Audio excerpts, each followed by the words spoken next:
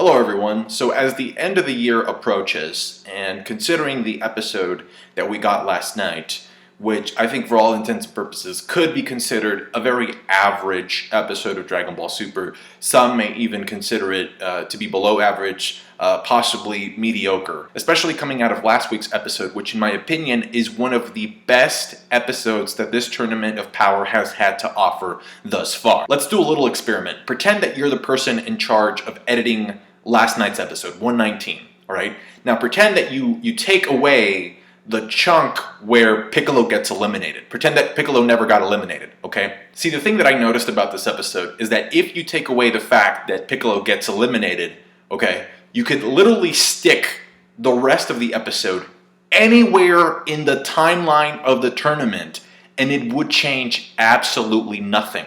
It would make no difference. In fact, again, with the exception of Piccolo getting eliminated, it would have been better for these events to happen before. With Universe 4 getting eliminated as a result of this episode, it just felt like the episode was screaming. It felt like the writers were just like, okay, we need an episode where we can get rid of Universe 4 as soon as possible. It felt like the people in charge were saying, we need to erase Universe 4 so that we can move on to bigger and better things. We don't care about fleshing out the characters from that universe. We don't care about giving that universe more depth.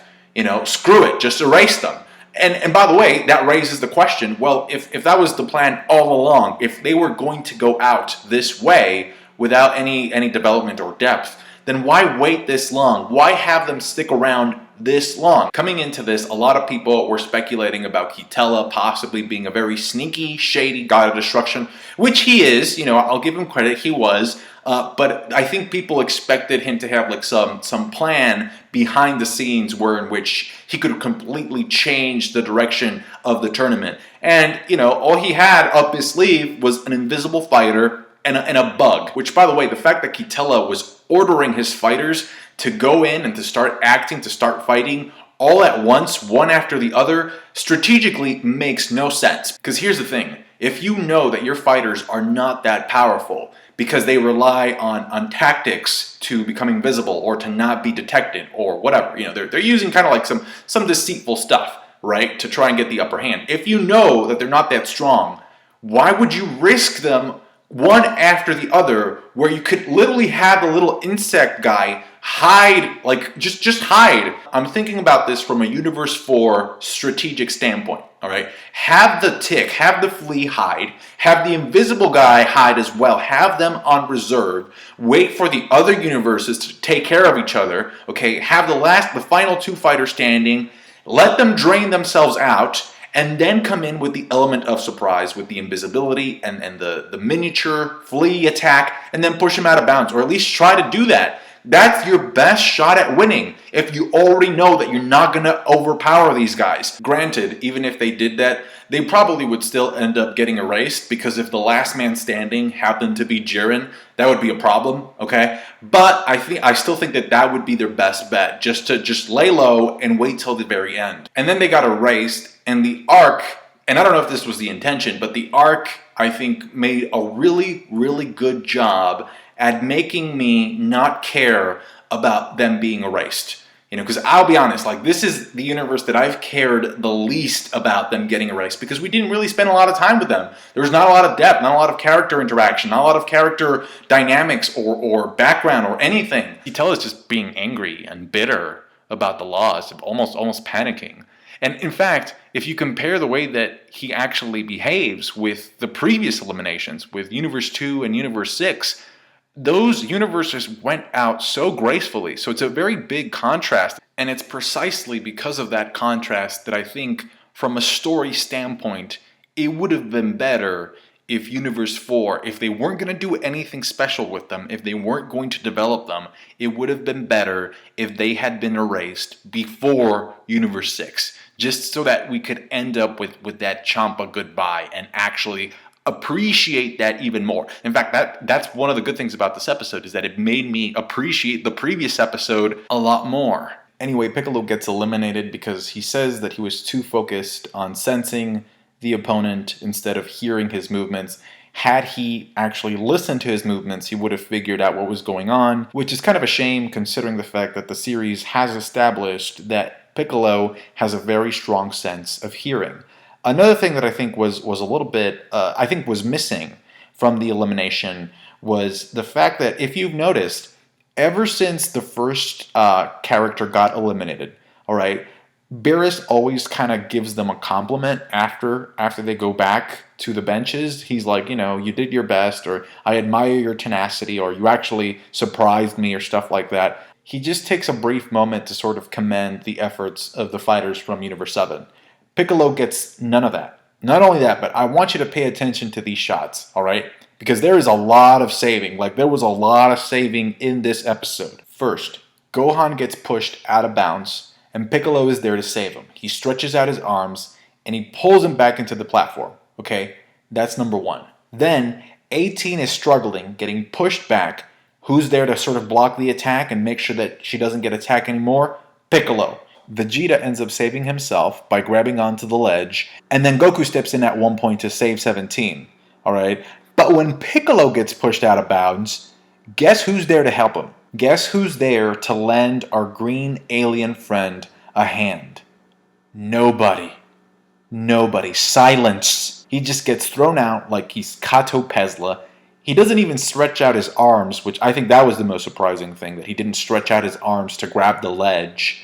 So that's going to pretty much do it for Piccolo, but now we have spoilers for upcoming Dragon Ball Super episodes all the way till episode 122, and that episode will be released. It's the first episode of the year for 2018, January 7th. And so thanks to those spoilers, we have a pretty good idea, a pretty good picture. It's still kind of vague, it's still kind of misty, but we can pretty much sort of make out what the sort of next stage of the tournament is going to end up looking like. Now, we know that the machines from Universe 3 will be fusing together to create a bigger, stronger opponent. So we know that Universe 7 will be fighting Universe 3 in next week's episode and the one after that. Episodes 120 and 121. Now, if you look at the roster, if you look at the remaining fighters, I think it's pretty logical to assume that the next fighter to go from Universe 7 is Android 18. Why? Well, because first off, I think 17 is a fan favorite.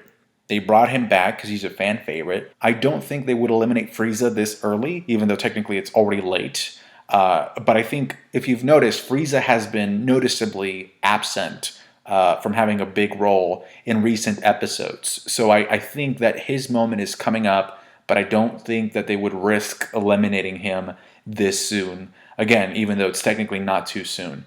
I also think that the Saiyans, Goku, Gohan, and Vegeta, they can't touch them, at least not now, because they are under fanboy contract. The Saiyans are under fanboy contract, so if they break that contract, they risk the fanboys raging out at them for eliminating one of these three Saiyans too soon.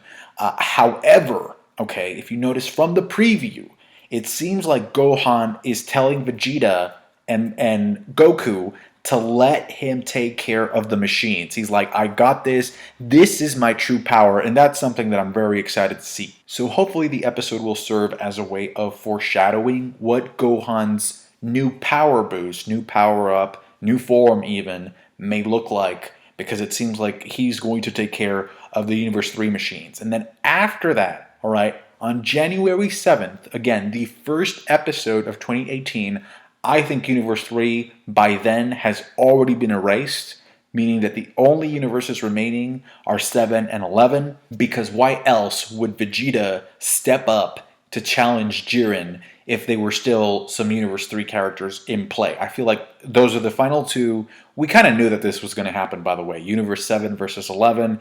Vegeta stakes his pride. That is the title of the episode 122. Episode 122, Staking His Pride. Vegeta challenges the strongest. This is it. I mean, this is Vegeta's true time to shine in the Tournament of Power.